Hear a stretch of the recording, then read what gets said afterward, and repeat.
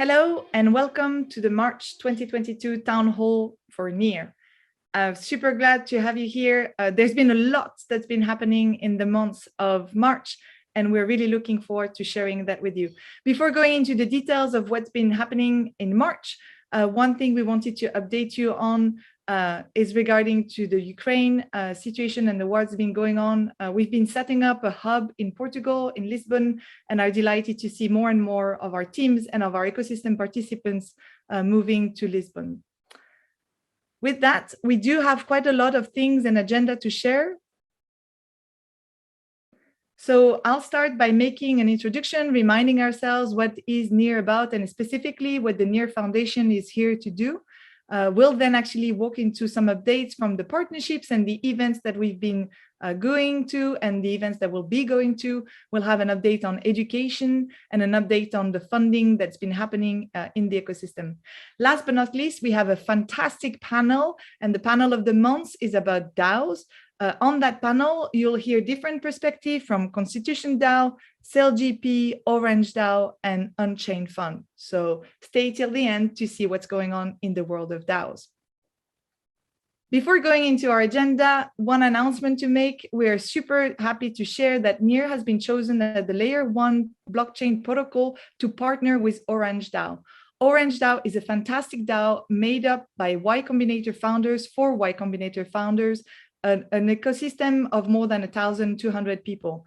NEAR will be the Layer 1 protocol, part of that ecosystem, and look forward to working with phenomenal Y Combinator founders to bring more amazing businesses to Web3. Let's go into a little bit of an intro. So at NEAR, what are we here to do? We're here because we believe in a world where people can control their assets, their data, and their power of governance. An open web world. The foundation to support this vision has three main responsibilities. Number one, we're actually here to help raise awareness of NEAR, the NEAR protocol, but what's also been happening on NEAR. Number two, we're here to support projects building on NEAR, and that comes in the form of grants, funding, and actually helping via sharing knowledge and resources. And last but not least, the foundation is also here to help provide a clear and safe path to decentralization, helping in particular with topics such as governance and regulatory engagements. The flywheel we like to think about at the foundation is quite simple on the slide, but it's how can we help attract more talent and have therefore people who we say are qualified students in the NEAR ecosystem. In return, having more talent and qualified students will help grow the number of projects that can become qualified startups. And in turn, this will help get active users and engagement. The NEAR ecosystem has continued to grow. We've trained over 40,000 students year to date, have over 120 NEAR certified new developers. We've continued to give grants to help grow the ecosystem and are seeing strong and steady growth in terms of transactions and wallet users. NEAR has been in the news a lot in the months of March. You may have followed Unchain.fund, which is a fund which has been created leveraging the AstroDAO platform to help the relief in Ukraine, has been seen on Laura Sheen's podcast, has been seen in the Wall Street Journal and many other outlets. We've also seen some great press coverage with our new partnership with SailGP, which is Larry Ellison's new sports endeavor. And that partnership will enable us to create one of the first in history of sports and in the history of professional sports, which is to create a DAO that can actually own a first professional team. NEAR has also been seen in the news in Messari. Messari did a great report on the NEAR Layer 1 protocol, which I highly encourage you to have a look at. And last but not least, we've also seen Move, one of our ecosystem funds, be prominently featured in Blockworks. And now I'll pass on over to Chris for some marketing and partnership updates. Great. Thank you, Marieke, for the intro. As you guys have heard, there's a ton going on around the globe, and especially in the marketing world. So right now, we're going to give a quick overview of three quick projects that have been hitting the market in the last couple of weeks, leading with SailGP. If you missed it, there's a big announcement last Thursday about our global partnership with Larry Ellison's new sports property, SailGP. One of the most exciting, I think, and rapidly growing sports around these days. These boats, people are probably thinking boats. These things are like rocket ships on water. They're pretty amazing to see in real life. But really the goal here is to look at the property as something that we can really drive deep integrations with. So if you heard the announcement, you heard that the league is working to launch a DAO. So looking forward to see that evolve over the coming weeks and months as season 3 approaches in May, but also really looking at deeper use cases from ticketing to NFTs. So this is very much a deep tech integration as much as a global awareness go-to-market. As you notice on the screen here, we've got international teams competing, so we can find ways to really bring in the community from around the globe around this property. And this weekend, we got a little bit of extra global distribution, as you see in the little banner running around the ocean chart there. With that, Brave, we've been going to market with Brave for quite a bit, but the last month or so, we've really focused some of the big moments on supporting the Unchain.fund, specifically the near-based DAO, and seeing community come in and support that has been really awesome. As well as education, trying to focus on bringing folks in, drive awareness that Near is the place to learn about Web3. As we get global reach, we've done some research studies that are starting to show that the Brave community approaching and probably now beyond 55 million users are really starting to see and understand that Near is the place that you can learn about Web3, whether that's your first entry point or just getting up to speed on Near. And then Play Magnus Group. So if you guys don't know, Magnus Carlsen, one of the leading chess players in the world, their group actually ran a charity chess event, which the Near ecosystem sponsored and supported for Unchain.fund. And with Unchain.fund being a cross-chain initiative, really exciting opportunity for us to talk about not only what we're doing, but how the Web3 community has come together in properties like gaming to really be able to drive the conversation forward.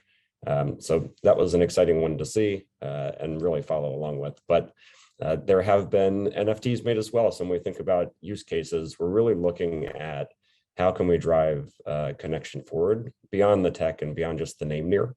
And that's exciting for us today. So jumping to our next slide, looking at marketing by the numbers. At the moment, since the beginning of the year, we've seen over 700 million impressions, and that doesn't even include the broadcast from this weekend. More to come on what we've seen end to end in the month of March, but really exciting to see the growth. We've seen over 7 million clicks. So those would be engagements into web properties. And then we've seen exponential growth within Twitter, over 105,000 new Twitter followers. The Reddit channel has grown by a little over 4,300. YouTube views actually have nearly doubled since the last time we talked. And our town halls are really one of the core places where people are spending time. So seeing that organic engagement, genuine interest is something that we're super excited to see. And so with that, we'll play a little video here to talk about how something like SailGP is going to go to market. And for this is just a little bit of hype. So enjoy it, and we'll talk to you in a second.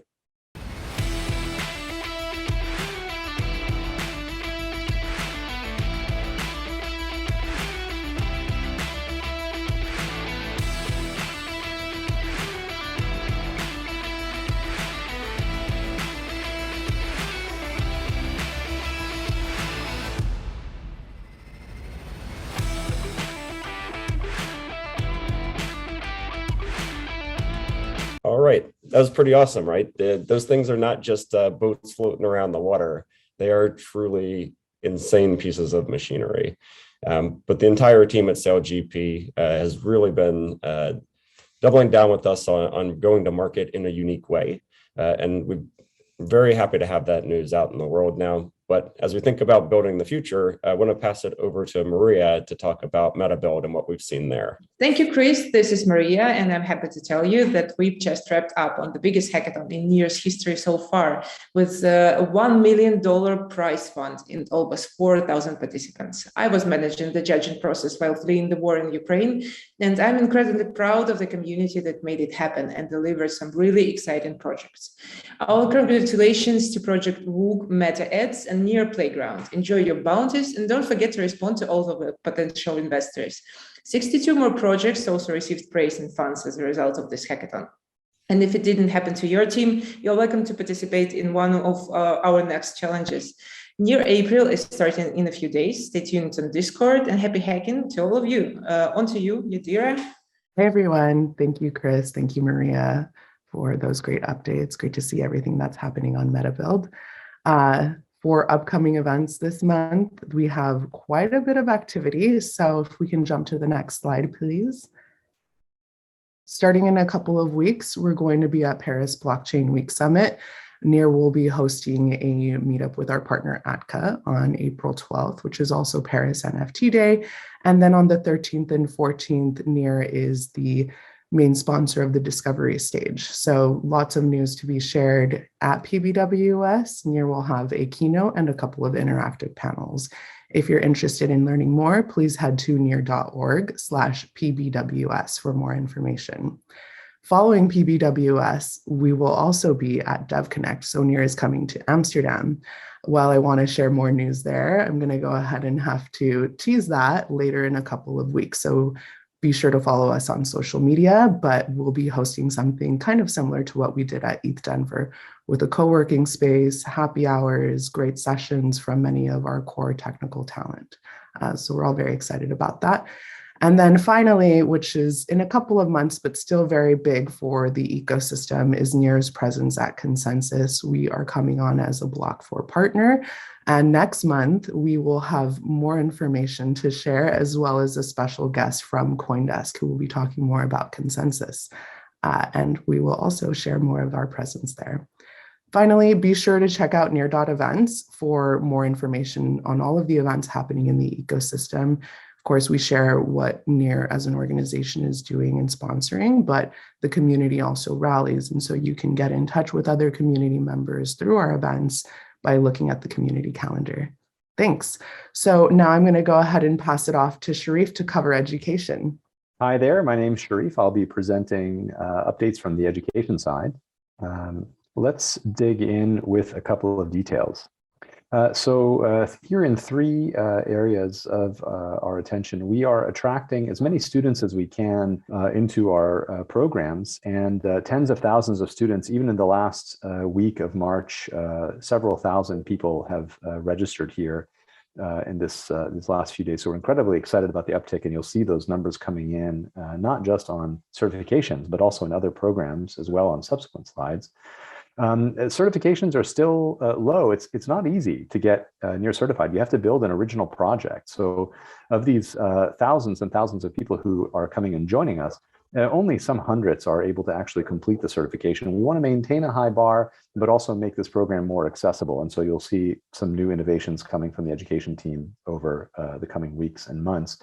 The ambassador program is growing and healthy now, over or about 500 universities with several hundred ambassadors, maybe one or two ambassadors per university are engaged on campus, and several dozen companies are still actively recruiting on jobs.near university. Join us, Near University/certify, if you'd like to take any of our training courses with us. You can see some of the evidence of this increased activity in our fellowship registration program, for example. So just in this last week, we've had a big spike and significant activity from our Indian population friends who are developers in India, engaging with our certification programs, fellowship programs, applying for grants. It's very exciting for us. And you can see in all these different states here on the right-hand side, applied and review, accepted, and so on. We have several different countries. These are the top 15 countries performing here: India, Nigeria, US, Mexico, and Turkey being top 5. So incredibly excited about the reach around the world. And as you'll see in the next slide on a map, this actually looks very good here. So global coverage with this last month in that bar on the far right-hand side, we finally started ramping up on our marketing and outreach.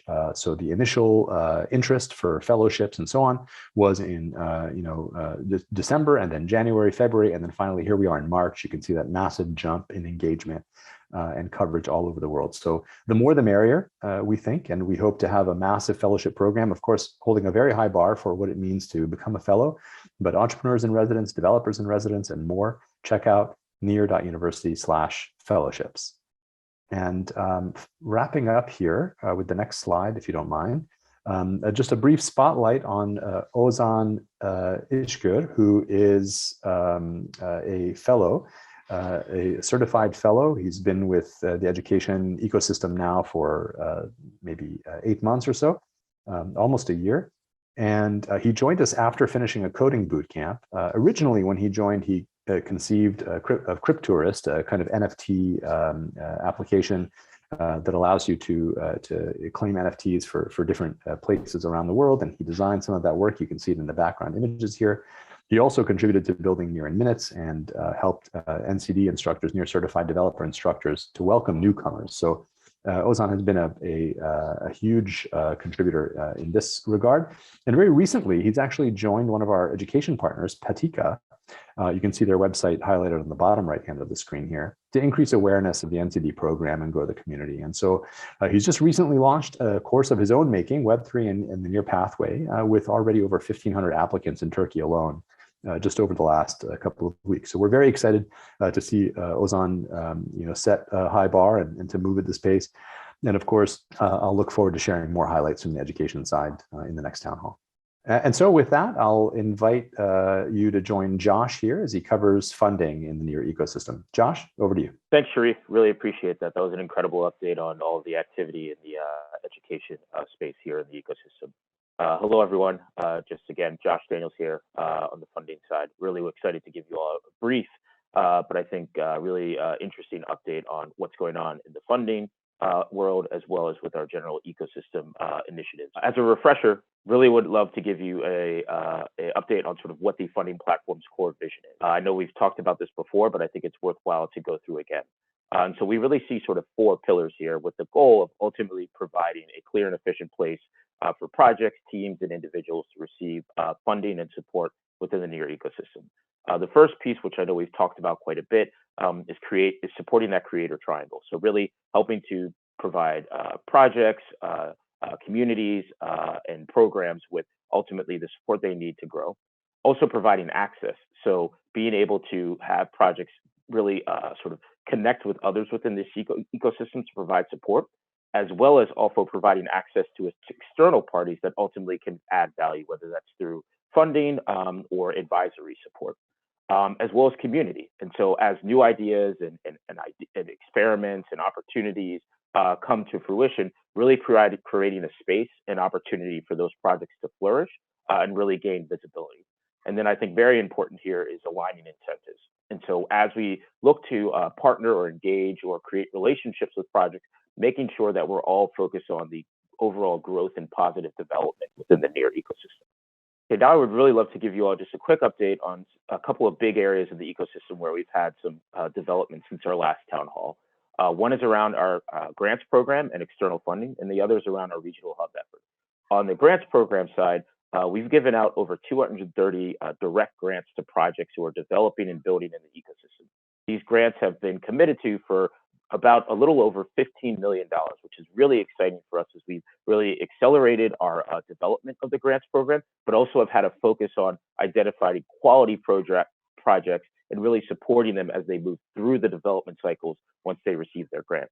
Another important development is that we've had 8 projects raise over $70 million in 2022 alone. These are projects that range from open finance to NFTs to social networks that have really shown sort of the diversity of opportunities and business models in the Near ecosystem, and really the excitement that external pools of capital have seen to date to really support ecosystems growth. Also importantly, we have 84 projects that are currently fundraising and looking to raise a little over $350 million in capital in total. Another development that I would really love to highlight here is that on the foundation side, and with some key projects in the ecosystem, we have been continuing to explore the concept of grant pools with a larger set of projects that have developed and built out sort of their models to a level of maturity where we think it would be really interesting to support them. And so more to come here, but this is something we announced back at the first NearCon in October of last year, and we really are still very much committed to continue to move this forward. So more to come there, and definitely reach out to the funding team if you have any questions or thoughts, but we'll be giving some updates on that front soon. On the regional hub effort, this is something that I know Ilya and Marieke are quite passionate about, with Grace in the foundation leading this effort. And one of the things that we're focused on here is supporting these hubs with direct funding to really help them localize their initiatives and support projects in their regions. And so you can see here, Kenya, the Balkans, Latin America, and Ukraine, that is now, for the moment, based in Portugal, have really been sort of driving development and growth, which is quite exciting. We've also been exploring some other potential regions in Southeast Asia and Europe. And so more to come there, but really exciting stuff on the regional hub front that we're going to continue to explore. As always, I want to make sure that we leave space to really provide folks in the ecosystem, but be them builders or folks that are interested in supporting and learning more, how best to get in touch with us. And so you can see here, you can reach out to our team here at the Near Foundation through these channels for grant funding, for regional hub funding and equity funding as well. You can also reach out to our existing grant pools around Aurora, proximity, education, as well as Human Guild, which is focused on development of games, as well as looking to meet with our backer network. And so these are individuals and organizations and advisors that are looking to really deploy capital and engage with projects that are developing. And so really excited to support folks there. And then you can see here on the far right how you can sort of engage and sort of understand other ways to get involved in the Near ecosystem, whether it's through educational content, career opportunities, or involvement or membership in particular DAOs. So really excited for the continued development in the ecosystem. And with that in mind, want to pass it off to Mimi Idada, who leads Open Web Collective, which is a really exciting project that's focused on development of the Near ecosystem as well as the Web3 broadly. Mimi? Thank you, Josh, for that warm welcome. I'm excited to be here with everyone today. It's been a while since we've had time to join a Near Town Hall and get to speak to you all, but I've missed moments where we've been able to get together. And so I'm super excited about the announcement we're going to share for you all today. I think this is just a small highlight of some of the other things that will come throughout this year that I know you all will be really excited about. Next slide. So first and foremost, batch 4 of OWC will be launching next week. What that means for you all is apply at the link that's shared on the screen. We're so excited about batch 4. This is going to be our biggest batch yet. And just like other batches before, we want to see projects from all throughout different industries and sectors. So if you're focused on DeFi, NFTs, dev tooling, we want to see it all. And we're super excited. As I mentioned before, there's a few key changes to the program that I think the next slide is really going to highlight well. Next slide.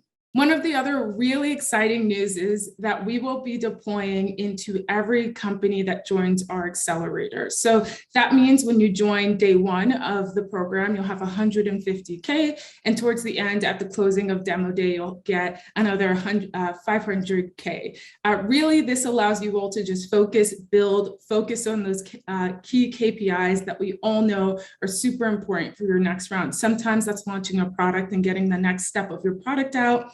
Other times that's us thinking about community, marketing, building awareness, as well as syndicating your next round, right? Which is really important. And I know often can be very daunting for startups. And that's the exciting part about what we do, is that we're focused on figuring out how we can help bring not just investors, but the right investors to our team. I say this so often, capital is vast, but you want the right partners beside you. And I think this is really an opportunity for our founders to do that, to find the right capital, rather than sort of stressing or spending 12 weeks, fundraising, and they sort of haven't figured out, what's next for them, who might be the right partners to help them achieve their goal. With that, I just wanted to highlight some of what our previous batches have been able to do. Next slide. So thus far, we've had over 28 companies. It's so amazing to see, again, the vast diversity in founders and where they're based, location, et cetera. And this is just a few of them highlighted here. Many of them you'll know in the Near ecosystem. They're absolutely amazing. Shout out to Perez, Minkgate, Artera, OP Games, who all have recently raised and just done such an amazing work the last year. And so wanted to highlight that this can be used. Startups who are watching in the Near ecosystem, we're so excited to meet you all and to spend time with you the next 12 weeks in our next batch.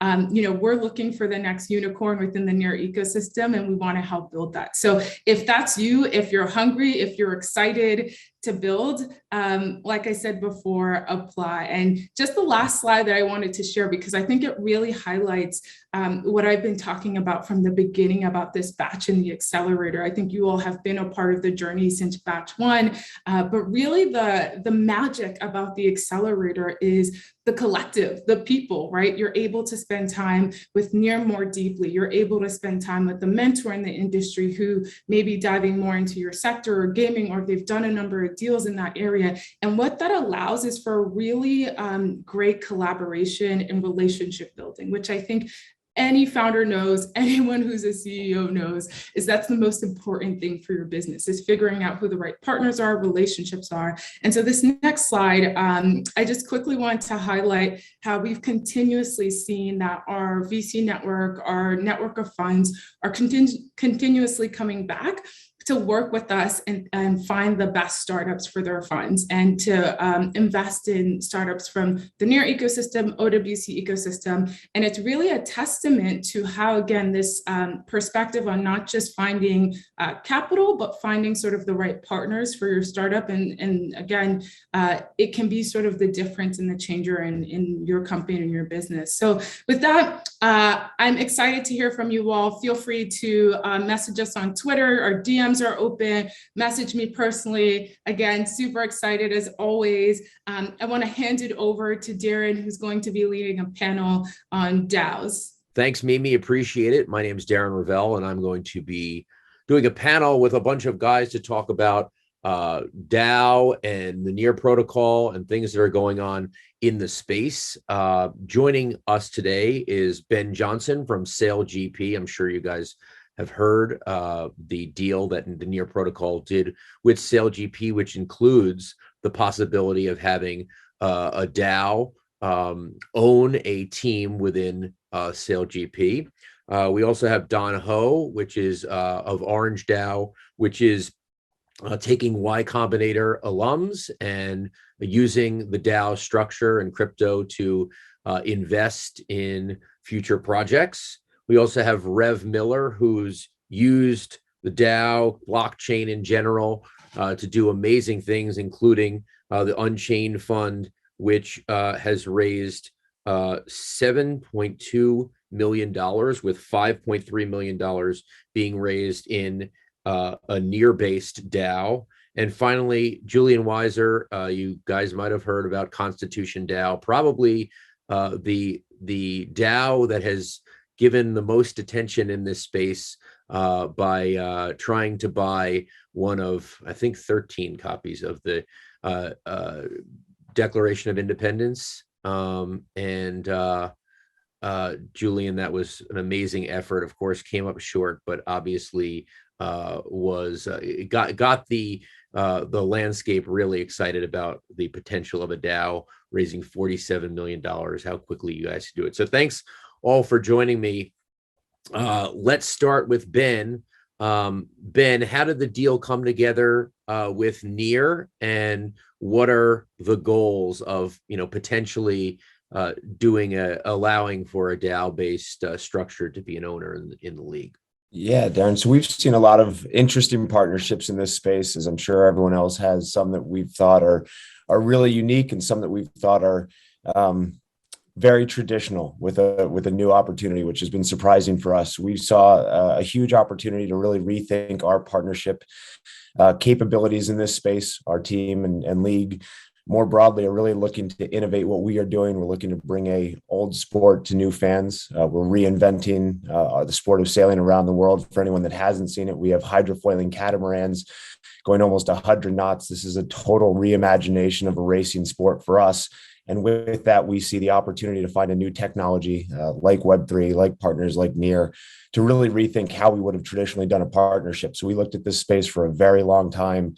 There are a lot of teams doing incredible work here, but the NEAR team really captured our imagination with their approach to how they want to take inclusivity and some of the things that their teams stand for, and then apply that to real world use cases. So we saw ourselves as a vehicle to start from scratch, really look at new and innovative ideas, And this DAO team concept that I know that there will be many questions on, I think is one of the most ambitious steps in sports partnerships in a very between the Near Foundation and the SailGP team are two committed partners trying to solve some of those challenges. So we're just incredibly excited to be part of this. Rev, your Unchained fund is part of a Near based DAO. What was it about Near that made it easier to do? And obviously, I'm talking to people who work there, so we know that it's you don't really need too much coding, and you can figure it out. So how much did you know about tech, and how much was the fact that it was, you know, kind of the easiest for you to do that then led you to do it on their protocol? Sure. So we used Astra DAO to set up a DAO that, you know, collected funds, and the whole like reason behind that was that we wanted to have full transparency and more, so, you know, like multi-sig element to that. So there was no single party that could, you know, manage this fund, so that it happened collectively. We also had Ilya, co-founder of Near, joining us, and, you know, Near has been instrumental to making that whole thing a reality, from idea to get-go, and to actually impacting hundreds of thousands of people, you know, innocent civilians, and providing them humanitarian aid. The most impactful thing I would say has been more so the community aspect. And, you know, because of the nature of the blockchain, you know, it's like global, it's tamper resistant, and it's actually fast. We managed to, even within the first, I think, 16 hours, we managed to raise 1.3 million. And most of that funding came from Near. As you mentioned, you know, within last like month, we've raised around 7.3 million, perhaps more even, as we're discussing that. And the level of commitment from Near ecosystem, and actually, you know, the diversity of commitment, you know, we've seen people from all backgrounds, you know, like artists, developers, investors coming together to really do, you know, the fund public good.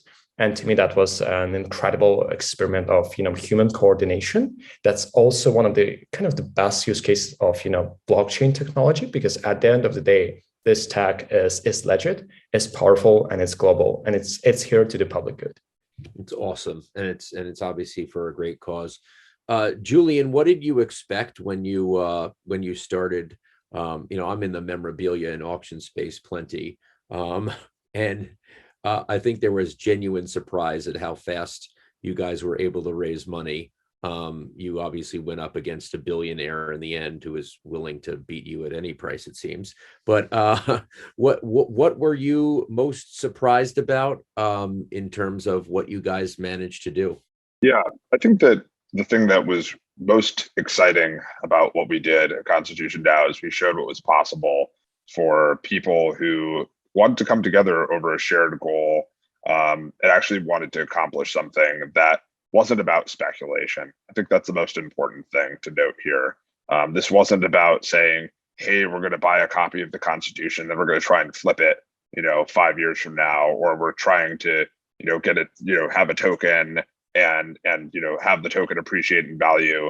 The reason people were participating in this, and people who never created a crypto wallet before wanted to participate, is because they wanted to be a part of something that had emotional resonance to them.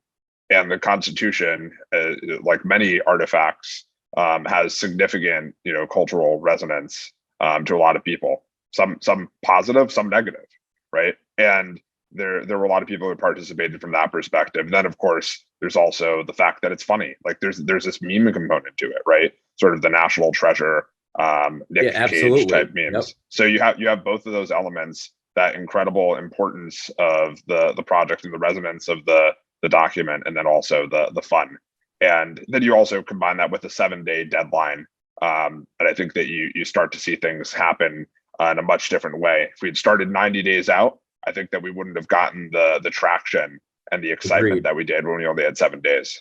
There was definitely gamification there. And obviously you are Constitution DAO, not Declaration of Independence DAO. So I'm sorry about that to begin with.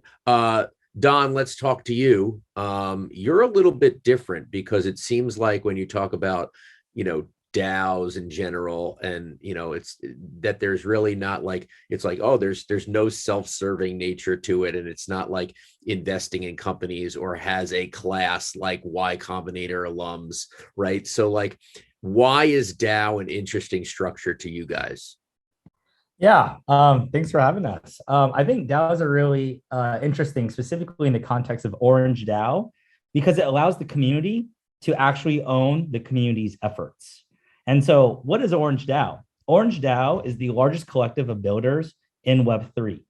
To start, we have over 1,200 YC founders who are all part of this DAO, all who want to build in Web3. That represents 20% of all YC founders. The craziest thing, though, is the YC community itself does not have an inherent mechanism to capture value it creates. And so really at Orange, what we want to create is a community-owned fund and body of things that can promote this sort of advancement of Web3. And so for us, the DAO structure makes a lot of sense because it's community-owned from the get-go, and it aligns incentives with our members. And specifically, our members are all YC founders who can provide the best startups and the best deal flow to any venture investor or any fund. But they decide to give Orange DAO the best deal flow because if the startup we invest in is successful, the DAO members are also successful because they are able to hopefully get upside from the DAO's treasury activities. And so to me, that's really interesting, because when you think about DAO and you think about like, hey, it's all altruistic, but this actually has a financial motivation, but it's everyone together. Yeah, absolutely. And again, it's because when I refer someone to YC today and that startup gets into YC, I perhaps get some thumbs up, right? And congratulations, you're a good picker. But I don't inherently get the GP carry, which is the profits from investing in them that YC does. And so by donating all these proceeds to a DAO, it really realigns the incentives of the DAO members, but reimagines how communities can work together towards a common good. And that's why we really like NEAR, because NEAR sees that future with founders and are 100% committed in supporting our founders. And so they've been so aggressive in even saying, let's do one-on-one founder sessions. Let's create NEAR-sponsored requests for startups. Let's invigorate this builder community to really push not just NEAR, but Web3. And I think that stems from the leadership of NEAR, which is Alex Skidanoff himself is a YC alumni. And as a result of this, I think we share a lot of values between NEAR and Orange. That's awesome. Ben, let's talk about the NEAR protocol and what would happen in the case of a DAO. Previously, leagues have not wanted to do citizen-raised ownership because they're worried about the financials, sharing operating rules. It seems like to some of the big leagues, obviously, having no one as a managing partner would seem like a disaster. So why did you guys decide to go into this, and what kind of assurances have NEAR kind of helped you with? I think Julian touched on this earlier, this idea of community and people coming together with a common cause. We've seen sports be such a facilitator for groups to come together, passionately use that for good in so many different areas, whether it's missions around inclusivity, missions around reaching new communities that haven't been involved in this space. I'll say as somebody new to Web3 more broadly, it is an intimidating space for those of us that don't feel like we have a great grasp on everything happening. It's happening so quickly. So finding a partner like NEAR that we thought could help us navigate what is going to be a very unique and I said challenging in the best way, challenging process to figure out how we do something that hasn't been done before in terms of a DAO ownership.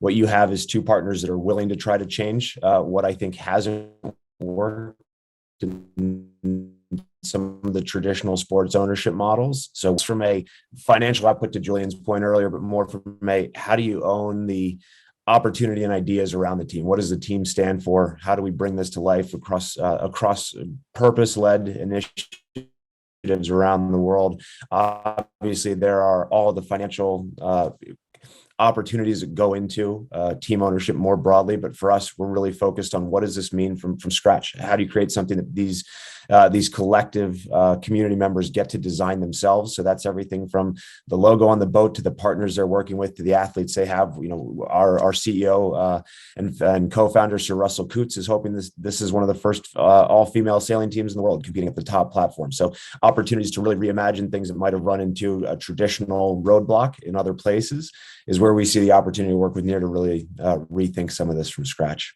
I love the choose your own adventure part of this. As a kid who used to read those books, Rev, what would you say is the faith in the fact that you guys are set up as a DAO, the rules are clear, and the objectives are clear, especially with the funds to Ukraine. When people are donating to charities, they're often thinking about, well, I don't know up front, how much percentage the charity is getting, or how it works, or how fast it could get there. So how much would you say the structure of the DAO has contributed to people's faith in the platform, and whether that has led to kind of more money flowing into you as opposed to other funds that are earmarked for the Ukraine? Yeah, thank you. That's a great question. I think one of the problems, especially when, in times of crisis, is the trust element that we're putting into a lot of orgs. And when it comes to Web2 orgs, they're more so, as like closed sourced applications, like you kind of see what's in front of them, but you don't know what's happening behind. And there's a lot of, trust related questions that you might have when it comes to, blockchains and DAOs, and especially, the example that we have with NEAR. Setting up a DAO was a no-brainer to us as, crypto natives, and just understanding that we can do something more meaningful, transparent, and just straightforward with our community, and actually do that with the community. For example, we had some of the decision-making aspect just run by or led by community, and one of those was vetting, organizations that we donated to. So with a given block, we had matching pool of 300K overall that we donated to some orgs, and we're just starting that because we didn't want to just donate, let's say full amount, because we wanted to, segregate areas of funding and more so achieve max level of transparency and more so efficiency of these funds used. And what we found out is there's a lot of people that trying to impersonate other people, scam, they even, just create fake documents, which we actually seen a lot just because of, system in place that we built of all the filtering. And what we actually made by the end of the day is we partnered with one of the Ukrainian banks to enable, issuance of online cards where we'll be able to have crypto streams of, funding seen to, that will flow to, let's say, their wallet. And from that wallet, there will be, using some of our partners, they will be able to off-ramp that to fiat. So we'll be able to achieve, as I would say, max level of transparency that you can ever achieve, especially in the crisis period. Let's say where you fund 10,000s of, hundreds of thousands of people, depending on the scale of the funding per week of specific demographics. Let's say women with kids, families, perhaps elder people, etc. And that could all happen in an instance just because of the blockchain, just because of true nature of full transparency and being on chain. And for us, that's been instrumental in the way we've been separating ourselves from a lot of other funds. And I think when it comes to a DAO, one thing that I really appreciate is being able to participate in the DAO. And that separates, a DAO much higher on the scale of transparency versus any other, like Web2 organization. Because in a DAO, in a true, DAO, you actually can participate. Your voice actually matters as community member. It doesn't matter who you are, what is your background. And that also comes back to this notion of inclusivity and that you actually matter. Julian, as I said, the Constitution DAO and what you guys did, I think probably hastened the speed of DAOs in general, even though you didn't win. So what did you learn about what happened? We talked about the timeline being important, but what do you think the best practices are of structuring a DAO, no matter what you're going into? Yeah, I mean, I think that the tools enable the goal that you want to go after, right? Not the other way around. I think that we had the Web3 tooling not existed, and it's like the tooling that we used was good, but it wasn't amazing. Like, it's early days. Had that not existed, I think it would have been harder, if not impossible, to make that attempt that we made. And I think that ultimately it's like, you shouldn't be thinking about, hey, what can we do because we have this tool? It's like, hey, what can we do? And like, can these tools help us? Right.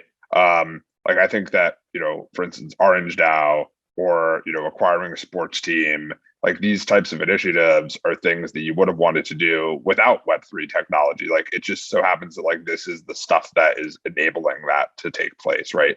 These ways of human coordination and collaboration, and coordinating fundraisers and things like that. That's what's really exciting here. And I think it's like, not sort of looking for a nail, not a hammer looking for a nail. It's like, hey, like, what are we trying to accomplish? And like, wouldn't that be cool if we could accomplish that? Okay, what kind of tools exist? If the tools don't exist, it's time to build them, right? If we want to accomplish these goals. That's amazing. That's a very interesting answer. And obviously Near providing those tools. Don, I want to follow up with what you said. The fact that Near is actually, pushing to get projects done. Well, how much does that mean to you as someone using their platform?